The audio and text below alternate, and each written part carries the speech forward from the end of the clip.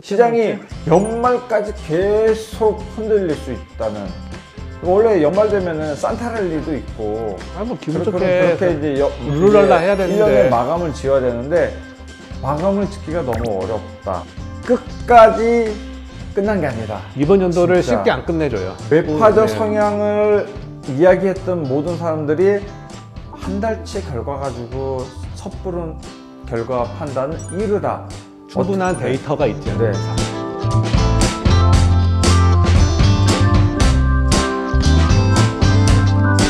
네, 안녕하세요. 안녕하세요. 자, 저희가 지난 시간에 FOMC나 이제 연방공개시장위원회 뭐 이런 내용들을 이제 정리하는 네. 상식을 추가했다면은 이제는 그 상식에서 지식을 조금 더 이제 찾아보는 현재 시장이나 이런 것들 상황 알아보는 시간 좀 가져보도록 하겠습니다. 자, 일단 FOMC 발표 이후에 이제 파월 의장이 오늘 회의 동안 상호 간의 의견 충돌이 좀 있었다는 이야기를 했었고, 그리고 지지난주에 소비자 물가 지수가 발표 이후에 미국 시장이 급등을 했죠. 네. 10% 가까운 급등을 보여주었고, 실제로 이런 경우가 별로 없었거든요. 달러화는 뭐 20년의 최대 폭으로 떨어지고 하였고, 이런 시장이 변동성이 심한 가운데 실제로 이제 미국 지수들이 그렇게 오르고 나서 보통 이틀 정도 그렇게 오르고 나면 차익 매물이 출회가 되거든요. 그러니까 이만큼 뭐 매수세가 있었다 하면은 그 중에 반은 이제 보통 2, 3일 후에는 터는 느낌이 매도세가 이제 들어오는데, 이번에는 특이하게 그런 경우가 없었어요. 그리고 멈췄어요. 오르고 나서 그 박스권에서 멈췄어, 지금 굉장히 멈춰 있는 상태예요. 네. 그러니까 연준이 12월 FOMC를 앞두고 일단은 더 이상의 자이언트 스텝은 없이 빅스텝 0.5%, 그러니까 상향 폭을 줄이고, 그리고 이제 기간을 더 늘리겠다는 의미가 더 강한 거에 이제 시장이 많이 반응을 하는 것 같은데, 지금 오늘 이 순간에도 미국 연준 의원들이나 중앙은행 청재들이 계속 이야기를 합니다. 어떻게 뭐 자기 생각은 어떻고 그래서 어떻다. 그 FOMC 이제를 의견을 결정짓는 위원들도 상호 간의 의견이 많이 다르단 그쵸. 말이죠. 좀 더 공격적인 매파적인 의견을 갖고 있는 사람들, 아니면은 조금 더 유한 이제 비둘기적 이제 표현을 그렇게 이제 호크 이제 말 그대로 매에 비교를 했죠. 그쵸. 그리고 이제 비둘기는 부드러운. 도비씨. 네. 그렇게 해서 이제 표현을 하는데, 자, 그러면은 우리 차장님, 우리 FOMC 위원 중에서 매파적인 성향을 가진 분들은 뭐 누가 있을까요, 일단은요? 일단 뭐 의장 같은 경우는 파월 의장이 매파다 비둘기파적이라 말하기는 좀 그렇지만 이번에는 좀 매파적인 성향으로 많이 말을 했고, 비둘기적인 이야기를 했다가 된통 한번 당했죠. 그러다 매파적 얘기를 한번 또 세게 한번 했죠. 네. 그러다 보니까 뭐 파월 의장이야 뭐 의장이니까 매파냐 비둘기파냐 좀 나누기 좀 그렇고, 네. 뭐 요즘에 보면 뭐 메리 데일리 샌프란시스코 연은 총재나 네. 아니면 뭐 에스더 조지 캔자스 시티 연은 총재, 네. 조금 심한 말도 했었고, 제임스 블러드 세일루이 총재는 금리가 7%까지 올려야 된다. 이야기가 되게, 좀 컸죠. 저번 주에. 네, 컸습니다. 이런 사람들이 대표적인 이제 매파라고 생각이 되는데, 일단 11월 이제 월 초에 있었던 FOMC 미팅 후에 네. 파월 의장이 이제 최저적인 금리 수준이 4점 후반대가 아닌 5% 초반까지 높아질 거다라는 네. 좀 강하게 이제 멘트를 하면서 슬로어 하이어라고 했죠. 이제 그쵸. 롱거로 바뀌었죠. 이제는 0.75, 1이 아닌 0.5 정도, 0.25 정도로 가지만 길게 좀 더 높이 가겠다라고 네. 시장이 판단을 하면서, 저번에 과거에 몇 달 전에 비둘기파적으로 얘기를 해서 조금 아까 말씀 주신 것처럼 된통 한번 당했으니 네. 이번은 좀 매파적으로 강하게 발언하는 거 아닌가라고 시장에서도 인식을 하고 있는데, 네. 일단 파월 의장이 인플레이션이 낮아지는 근거를 그 당시 11월 초니까 네. 그 소비자 물가 지수가 11월 10일인가 그때 네, 나왔어요. 맞아요. 그러니까 후에 나왔기 네. 때문에 그 당시에는 이제 낮아지는 근거가 보이지 않는다. 이런 느낌을 받으면서 아마 금리를 상당히 좀 더 높인 거일 수도 있어요. 그러면서 아직 금리 인상 중단을 논의하기는 시기상조다. 네. 생각하면서 이제 뭐 미국의 이제 월가나 많은 투자자들의 기대를 그냥 아예 그냥 무너져 버렸죠. 근데 지금 소비자 물가지가 정작 이제 나오고 나서는 이렇게 급등을 했단 말이죠. 네.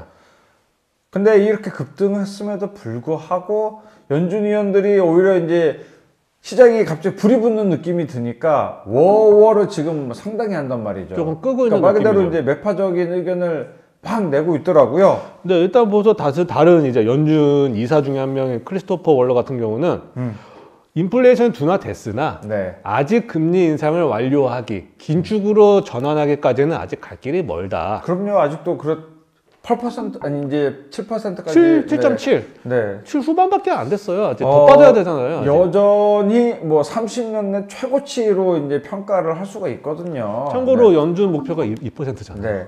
그 2%가 올 수 있을까라고 이제 의구심이 그렇죠. 드는 현재 상황이니까 이 7%의 후반 언제든지 8%로 되돌아갈 수도 있다는 얘기거든요. 네. 일단은 네, 그런 얘기가 그러면서 나왔어요. 월러 이사는 긴축 완주 기대감을 완전히 좀 선을 좀 그어놨고 네. 그러다 보니까 시장의 소비자 물가 지수에 좀 과민한 반응을 좀 보이는 것 같아요. 과거는 쫙 오르니까 물가 지수가 오르니까 지수나 투자 심리가 악화되면서 지수가 쫙 빠졌고 네.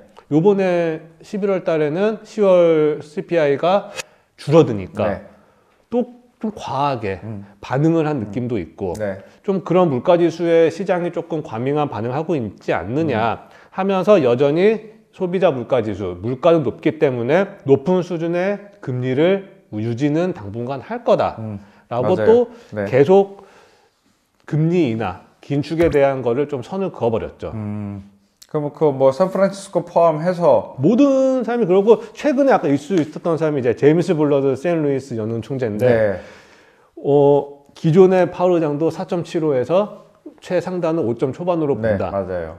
했는데 이 블러드 샌루이스 연은 총재는 최소 5%고 7%까지 가야 된다. 최대 7%까지. 그러면서 지금까지의 금리 인상이 인플레이션 둔화에 좀 제한적인 영향을 미쳤다고 말하지만 충분히 제약적인 수준이 아니었다. 그러니까 여전히 더 올려야 된다. 네, 금리를 맞아요. 더 올려서 물가를 더 잡아야 된다. 좀 최근에 들어서 말한 연준 이사나 연은 총재들 중에서 좀 가장 강하게, 가장 매파적으로 발언을 하지 않았나. 그래서 이날 이 이야기가 나오고 나서 시장은 그러니까 미국 지수가 크게 빠진 일은 없다 하더라도 뭐 시장 자체는 불안한 감을 조성을 하긴 했어요. 그래서 지금 뭐 지수, 뭐 위험 자산들 좀 많이 네, 빠졌죠. 지난주는 뭐 어느 정도 크게 빠지는 않지만 약세 흐름을 좀 보여줬다라고 일단 평가는 할 수가 있거든요. 그렇죠. 그러면서 이제 뭐 수전 콜린스 보스턴 연은 총재는 물가 안정 회복이 가장 최우선이니까 네. 뭐 다들 요즘에 이제 12월 달에 있을 FOMC 미팅에서 0.5 정도 빅스텝을 다 예상하고 있지만 이 보스턴 연은 총재는 0.75 인상도 아직 연준 테이블 위에는 놓여 있다. 이 수정 콜린스가 실제로 이제 매파적으로 이야기를 한 게 처음이래요. 처음이라더라고요. 그러니까 중립형 매파. 중립적에 가까운 친구인데 이렇게 세게 이야기한 건 처음이다 보니까 어쨌든 이쪽도 이제 보스턴이라는 정말 미국의 대도시의 중앙은행 총재이기 때문에 여기에 대한 입김도 굉장히 자극이 컸다 하더라고요. 그쵸. 그래서 그 수정 콜린스까지, 그러니까 말 그대로 동부 쪽은 지금 세게, 동 끝자락 좀 세게 올려야 된다는 그런 느낌이 좀 강하고, 그렇다 하면은, 이제는 비둘기파적 성향을 가진 연준 의원들에 대해서도 한번 얘기를 해봐야 될 것 같아요. 가장 최근에 있었던 이제 레이얼 브레이너드 연준 이제 부의장. 그 연준 위원 중에 이제 부의장. 2인자. 네. 2인자가 금리 인상 속도가 곧 늦출 수 있다고 좀 주장하면서 네. 다만 연준은 아직 좀 할 일이 남아 있는데 인상 속도를 좀 조절하는 것 뿐이지 좀 긴축 정책을 멈춘다는 것은 아니다라고 좀 발언하면서 지금 당장 긴축은 솔직히 어렵다는 건 누구나 알고 있기 때문에 이제 그 속도 자체를 좀 이제 조절하겠다, 줄이겠다. 왜냐하면 속도 조절을 검토하는 이유가 긴축을 하고 그런 누적 효과가 스며드는 데는 내가 오늘 0.7을 올렸어. 바로 시장에 뭐 지수나 증시는 영향이 있겠지만 네. 시장에 영향을 바로 가지는 않아요. 그렇죠. 솔직히 맞아요. 한 달, 두 달은 네, 네. 시간은 걸리잖아요. 네.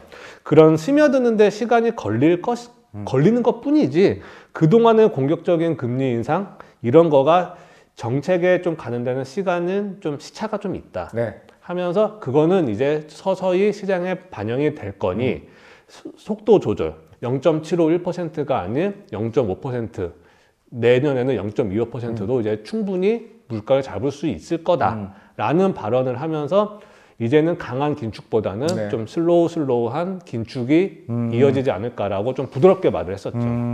이제 라파엘 이 친구도 좀 비둘기파적인 비둘기파적인 사람이죠, 원래. 네, 맞아요. 원래 이제 성향이 그런 쪽이었는데 인플레이션 목표가 2% 도달할 때까지 금리를 인상할 필요는 없다. 그러니까 현재 수준에서 충분히 잡을 수 있다. 만족을 한다는 얘기인 것 네. 같은데 대부분 비둘기파로 이야기를 하는 사람들은 인플레이션을 통해서 이제 말 그대로 시민들이, 기업들이 느끼는 이제 그 고통보다 말 그대로 경기 침체가 왔을 때 회복되는 속도가 훨씬 힘들다라고 이야기를 많이 합니다. 실제로 우리가 뭐 대학교에서 경제학 개론이나 이런 것들을 들을 때 이런 것들은 말 그대로 책에도 나오는 얘기거든요. 그렇죠. 그러니까 인플레이션은 단기적으로 이제 힘들 뿐이다. 이제 인플레이션이 계속 올라가고 월급이 올라가고 하면서 이거는 자동적으로 어느 정도 해소가 된다. 시간이 지나면. 그렇죠. 대신 단기간에 좀 힘들지 해소가 된다라는 거를 기점으로 이야기한다면은 경기 침체는 한번 떨어진 경기의 둔화를 끌어올리는 데에는 그 투자되는 비용이 인플레이션보다는 노력이 2배, 3배 훨씬 많이 어렵게 들기 때문에 경기 침체가 실제로 연준이 이제 각국의 중앙은행은 그게 훨씬 두려운 거거든요. 경기 침체가.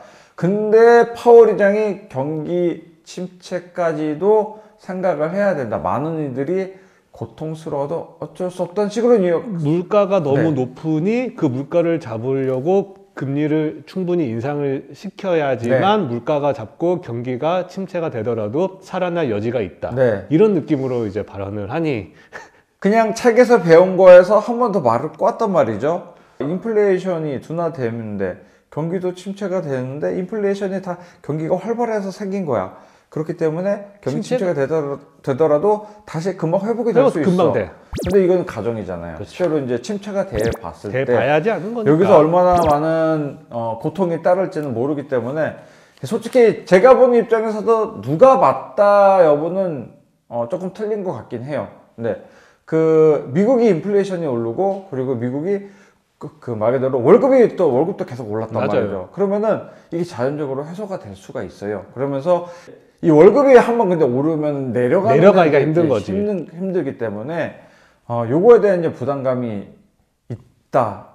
이제 요게 이제 좀 어려운 거고 기업에서는 월급이 말 그대로 노동자가 월급이 올라도 기업의 이제 입장에서는 그것도 힘든 거고 그렇죠. 물건이 안 팔려도 힘든 거고 맞는 물건이 안 팔려도 힘든 거니까 그 대신에 물건이 안 팔리는 것보다는 뭐 월급을 더 주는 게 솔직히 제가 보기에는 낫다라고는 생각하거든요. 저희가 월급을 받으니까. 네.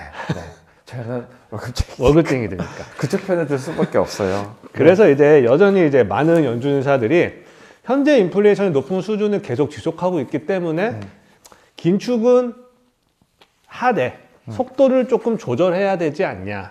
라는 식의 이제 발언들 많이 하고 그렇게 생각을 갖고 있는 것 같아요. 소비자 물가 지수 12월에 이제 11월분이 발표되잖아요. 이게 바로 FOMC 미팅 하루 전에 발표가 되니까 끝까지 끝난 게 아니다. 이번 연도를 진짜. 쉽게 안 끝내줘요. 네. 2022년을 쉽게 안 끝내주는 매파적 성향을 이야기했던 모든 사람들이 한 달치 결과 가지고 섣부른 결과 판단은 이르다. 충분한 데이터가 있지 않은 이상. 최소 2, 3개월이 축적된 데이터가 있어야지만 이제 말 그대로 금리 인상의 폭을 줄이고 그리고 점차 이제 낮춰갈 수 있는 그런 포인트가 나올 수 있기 때문에 현재 이 한 번으로는 쉽지가 않다라고 얘기를 한 게 맞다고 진짜 봅니다. 그래서 일단 12월 연준의 결과에 따라서 이제 내년 이제 1월 달에 바로 있잖아요, FOMC는. 그렇죠. 거기에 결과가 또 계속 이제 어떻게 시장이 나올지? 연말까지 계속 흔들릴 수 있다는. 원래 연말 되면은 산타랠리도 있고 뭐 기분 그렇게 좋게 이제 룰랄라 해야 되는데 1년에 마감을 지어야 되는데 마감을 짓기가 너무 어렵다. 그리고 진짜 뭐 우리 차장님이랑 공유가 되지만은 우리 이제 펀드를 운영하는 사람들은 이제 연말이 되면은 펀드 운영 결과를 이제 연말로 해서 보고해야죠. 이제 보고를 해야 되는데 말 그대로 우리 펀드에 투자하시는 분들이 이제 1년간 수익률이 몇 %가 났다 정리를 합니다. 12월 달에. 근데 12월 달 중반까지도 보통 12월 중반이면 마무리를 하는데 하고 휴가 가야 되는데 중반까지도 이 펀드에 대한 수익률을 조절을 계속해서 해야 되는 결과값을 그래서 이제 투자자한테 보고를 이제 연말까지도 오히려 보고를 해야 되는 그래서 뭐 제가 아는 펀드 매니저들은 올해 연말 휴가는 다 갔다 가고 하는 분들이 그렇죠. 정말 상당히 많더라고요. 일단은 뭐 그렇다 카더라는 이야기라는 이야기고요. 자 그러면은 블랙 프라이데이가 아직 남아 있잖아요. 다들 네. 쇼핑하셔야죠. 블랙 프라이데이가 말 그대로 물건을 이제 연말에 싸게 살 수 있는 기회이기 때문에 뭐 미국을 기점으로 뭐 전 세계가 이제 이때 맞춰서 그렇죠. 많은 이제 소비자들이 물건을 사게 돼요. 싼 값에. 이 내용에 대해서 한번 좀 말씀해 주세요. 저희가 저번 시간에 FOMC 뭐 구성에 대해서 했잖아요. 네. 그 전 FOMC 했는데 네. 솔직히 저도 이번 찾아보면서 공부했었고 하는데 이제 또 블랙 프라이데이 하니까 그냥 금요일이다. 검은 금요일이다. 라고만 생각하시는 분들이 많은데 블랙 프라이데이가 뭐냐면 미국 같은 경우는 생산자가 아닌 이제 유통업체 네. 파는 곳에서 재고 관리를 다 해요. 맞아요. 그러다 좀 미국의 조금 특성상이긴 한데 그럼 소매 유통하는 그런 업체들이 연말에 다음 연도까지 재고를 갖고 안 가는 싸가려고 하죠. 관리 어차피. 비용이 증가하느니 네. 차라리 10,000원짜리 2,000원, 3,000원에 네. 팔고 그걸 현금을 확보하자는 의미에서 생필품이나 여러 가지 이제 상품들을 재고를 이제 떨이로 네. 하는 데서 이제 유래가 된 건데 저희 같은 이제 소비자 입장에서도 뭐 생필품은 시작 같은 거 1년 있어도 되잖아요. 네, 맞아요. 그런 거를 좀 싸게도 살 수도 있고 1년 동안 저희가 구매하고 싶었던 거 있잖아요. 네. 그래서 뭐 TV가 되든지 뭐가 되든지 정말 싸게 네, 나오면 엄청 싸게 나옵니다. 그런 거를 이제 살려고 하는 구매자와 이제 유통업체, 판매자의 이제 그런 심리가 맞물리면서 이제 블랙 프라이데이를 시작으로 이제 12월 연말 크리스마스까지 이제 미국을 포함해서 전 세계가 이제 조금 큰 빅 쇼핑 시즌인 거죠. 미국은 땡스기빙을 이제 추수감사절을 기점으로 이제 이 블랙 프라이데이가 이루어지잖아요. 제가 있을 저 미국에서 이제 뭐 2000년대부터 2000년 이제 뭐 제가 이제 군대 갔다 오고 2007년 8년까지 이제 경험을 해보면서 저는 항상 플레이스테이션을 사려고 기다렸어요. 맨 앞에 밤에 맨 앞줄에 줄을 밤을 셉니다. 맞아요. 똑같이. 한국 밤을 오픈런하고 셉니다. 똑같아요. 네, 오픈런하고 똑같아요. 밤 새서. 근데 너무 웃긴 게 한국 사람 너무 많아. 한국 사람, 중국 사람 너무 많아. 근데 이제 요즘은 어떨지 모르겠어요. 미국 이제 최근에는 미국 사람도 정말 많아졌다 하니까. 그렇죠. 예, 그때 그런 당시 생각이 납니다. 그래가지고 왜 이 시즌 유명하냐면 미국 연간에서 소비자들이 소비하는 거의 20%가 다 블랙 프라이데이 때 소비를 하고 있고 5분의 1이에요. 아, 그러면은 연중 판매 전체의 5분의 1이 5분의 1을 그러니까 소비가 1년 동안 제 100만 원을 하면 이때 20만 원을 써버리는 거예요. 그 다음에 유통업체들은 1년 매출의 70%가 이때 나온대요. 그러니까 어마어마한 네, 시즌인 정말 거죠. 중요한 시즌이네요. 연말 말 그대로 연말 특수를 노리려고. 근데 특수가 아닌 이제 기업 입장에서는 재고를 안 남기기 위해서 이제 어차피 쌓아두면은 신제품이 나오면은 우리는 이제 안 사는 경향이 많잖아요. 더 팔기 힘들어지니까. 네, 그러니까 이제 회사 입장에서는 재고떨이를 싸게 소비자 입장에서는 싼 값에 가장 좋은 시즌이라고 말씀을 드릴 수가 그래서 원래 있겠네요. 블랙 프라이데이가 되게 유명한데 최근 3년 동안 코로나도 있었고 그렇죠. 그래서 좀 힘들었고 네. 이번 연도 좀 코로나 다 풀렸잖아요. 네. 저희도 좀 자유롭게 네. 다니고 하는데 고물가 시대에 고환율에 뭐 다 고야. 네. 그러다 보니까 예전만큼 이제 유통업체들이 그만큼 실적을 기대하기가 좀 어려울 거다라는 전망이 좀 커지고 있어요. 네. 왜냐하면 미국의 10월 소매 판매 지표가 최근 8개월 만에 가장 높은 증가율, 네. 1.3%가 나왔기 때문에 네. 8개월 만에 가장 좋은 증가율을 보였지만 예전보다 그 소비자의 지출의 여력이 조금 줄어들고 있다. 그다음에 고환율이다 보니까 미달러가 너무 강세예요. 네. 그러다 보니까 블랙 프라이데이가 가서 사는 것만은 아니잖아요. 네. 전 세계가 아마존닷컴에 들어가서 네. 살 수도 있고, 아마존에 살 수 그러니까 있어요. 미국 내에 있는 미국 화폐를 사용하지 않는 나라들에서 온라인으로 구매하는 게 줄어들 거다. 환율이 너무 비싸요. 네, 미달러 그렇죠. 비싸니까. 그러다 보니까 구매력이 좀 위축되면서 예전만큼의 실적은 좀 기대하기 어렵다. 아무래도 아마존에서도 엄청나게 물건이 나오는데 아마존은 결제가 다 미국 달러 아닌가요? 그렇죠. 예, 미국 달러니까. 근데 지금 미국 달러만 초강세니까 그 한국에서도 어디서 사든 간에 물건가 자체가 이제 비싼 거죠. 1,200원 왔던 게 지금 환율이 1,300원 네. 넘어갔으니까 네. 한국만 해도 100원 이상 거의 150원 가까이도 벌어져 있으니까 네. 과거에 비해서 네. 한국에서도 한국 내에 블랙 프라이데이 있지만 그렇죠. 미국 내에서 옛날에 뭐 TV 막 어마어마하게 사고 네, 이랬는데 맞아요. 그게 좀 구매력이 좀 줄어들지 않을까 저도 그렇게 개인적으로 생각이 되고 미국의 대형 유통업체 중에서 이제 타겟 같은 경우는 이번 22년 블랙 프라이데이 시즌 동안 판매가 전년 대비해서 한 자릿수로 한 자릿수로 감소하지 않을까 예상하면서 아마존 역시 네. 인플레이션 영향으로 자기네들의 블랙 프라이데이 실적은 감소할 거다라고 기정사실화시키고 있는 것 같아요. 네. 근데 이제 저는 또 다르게 생각하는 게 월급 자체도 이제 많이 올랐단 말이죠. 전 세계적으로 이제 노동자에 대한 월급 자체가 많이 올랐음에도 네. 불구하고 뭐 물론 이제 가장 큰 기업들이 뭐 미국에 있으니까 중국에서 이제 물건을 사오기에는 지금 이제 중국은 폐쇄 정책을 하고 있으니까 그렇죠. 여전히 쉽지가 않으니까 중국에서 물건을 사는다는 거는 미국에서 물건을 조달을 하려면은 말 그대로 더 비싼 가격, 운송비 자체도 지금 많이 올랐잖아요. 근데 지금 제가 얼마 전에 이제 조금 뭐 기사나 이런 것도 봤는데 네. 원래 지금 시즌 같은 경우면 11월이니까 네. 10월 달부터 중국에서 물품을 많이 만들잖아요. 네, 그렇죠. 그게 미국으로 이제 10월 달부터 선박, 컨테이너를 통해서 들어와야 되는데 네. 거기에 10개면 3개가 지금 취소가 되고 있대요. 그러니까 그만큼 중국이 봉쇄가 오래되고 네. 지속적으로 하고 있고 또 한 가지는 소비가 그만큼 이제 좀 줄어들 거다라고 이제 생각을 하고 있는 모습도 있는 것 같아요. 회사 자체에서도 수입 자체를 줄이는 거고, 그렇죠. 그러면은.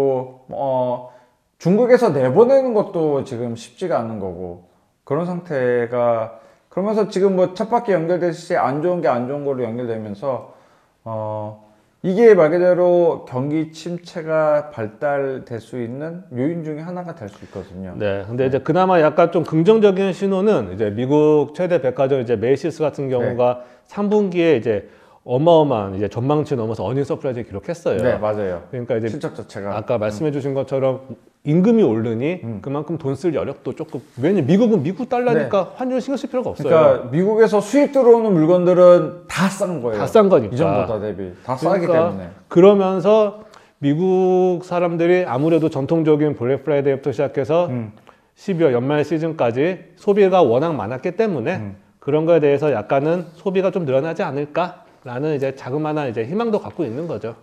근데 네 그러면은 뭐 소비자에 대한 이슈, 그러니까 블랙 프라이데이가 그리고 올 겨울에 추울 수도 있대. 미국 자체는 굉장히 한파가 작년처럼 똑같이 올 수 있다 하더라고요. 그러니까 뉴욕도 갑자기 지금 한파가 찾아와서 꼼짝 못하는 상황이 발생이 됐고 그러다 보니까 소비자들이 미국을 나가서 이제 실제로 이제 구매를 하는 게 하는 데가 많은데 이게 이제 쉽지가 않을 수도 있다라는 이야기가 나오고 왜 작년에 텍사스가 완전히 꽁꽁 얼었잖아요. 지금 삼성전자가 공장이 멈췄었잖아요. 사상 유례 없는 결과가 있었기 때문에 올해도 여기가 어떻게 될지는 모를 것 같아요. 그러니까 라니냐가 3년 연속 발생이 됐고 각 작년, 재작년은 미국이 전부 다 한 번씩 꽁꽁 얼었단 말이죠. 그래서 이런 거에 대한 부담감도 없지 않아 있을 것 같긴 합니다. 하지만 아직까지 뭐 이전 이제 작년 겨울처럼 뭐 아직까지는 11월이니까 11월이니까. 조금 더 지켜는 봐야 될 것 같다. 그래서 이번 주 금요일 이제 25일에 아까 차장님 말씀하신 것처럼 새벽 1~2시부터 상점들 앞에 이제 긴 줄이 네, 서 있을지 맞을 거예요. 네. 아니면 아침에 잠 푹 자고 가도 살 수 있을지는 네. 한번 좀 지켜봐야 될 것 같아요. 이 미국에서 이렇게 이제 소비가 많이 늘면서 뭔가 이제 그 좋아진 경기가 다시 이제 지금 너무 위축이 돼 있는 건 사실이니까 하나 이제 긍정적인 소식은 유가란 말이죠. 유가가 최근에 이제 요 이야기는 지금 잠깐 그래도 건들고 가려고 하는 게 유가가 80불이 깨졌어요. 뭐 일시적으로 깨졌다가 올라오긴 했지만은 장마감은 80불로 했지만은 그 77까지 떨어졌단 말이죠. 이게 거의 근 9개월 만에 발생한 일이에요. 뭐 인플레이션이 촉발되는 원인은 여러 가지가 있었겠지만은 이제 여기다가 기름에 확 부은 게 이제 유가의 유가. 급등이란 말이죠. 러시아와 이제 우크라이나 전쟁으로 인해서 유가가 70분대로 내려간다 하면은 경기가 말 그대로 침체가 되면서 인플레이션을 같이 잡아먹는 이제 그런 경우가 이제 그러니까 악재가 호재로 이제 변환이 되는 이게 그러니까 되게 어려운 표현이에요. 이게 지금 경기 침체가 이루어지면서 유가가 떨어졌어. 수요에 대한 부분 때문에. 이 원유라는 거는 상품이기 때문에 공급과 수요, 이제 수급이 제일 중요한 건데 여기에 대해서 이제 수요가 안 좋아지다 보니 현재 가격 유가가 이제 떨어지면서 인플레이션도 떨어질 가능성이 높다. 그래서 12월에 발표되는 11월 소비자 물가 지수가 더더욱 더 줄 수도 있다라고 기대감을 많이 하고 있습니다. 저희가 12월 달에 방송을 언제쯤 해야 될까요? 연준 후에 해야겠죠. 한번 보고 마지막으로 정리. 보고 정리를 하는 시간을 갖는 게 그래서 1월 달부터 연준이 어떤 스탠스를 취할 가능성이 높은지 이거에 대해서 이제 시청하신 분들한테 말씀드리는 것도 나쁘지 않을 것 같습니다. 오늘 우리 차장님 준비 참 많이 해주셨네요. 뭐 블랙 프라이데이부터 해가지고 뭐 여러 가지 연준 의사들의 연준 위원들의 지금 생각은 어떻게 되는지 어떤 식으로 되는지 다음 시간에는 저희가 소비자 물가지수 플러스 올해 마지막 FOMC를 정리해보고 내년까지 어떻게 될 것인지 이제 예상을 해보는 그런 시간을 가져보도록 하고 올해 이제 패력을 마무리하는 시간을 가져보도록 하겠습니다. 오늘 차장님 수고하셨고요. 고생하셨습니다. 자 보시는 분들은 좋아요, 구독. 좋아요. 감사합니다.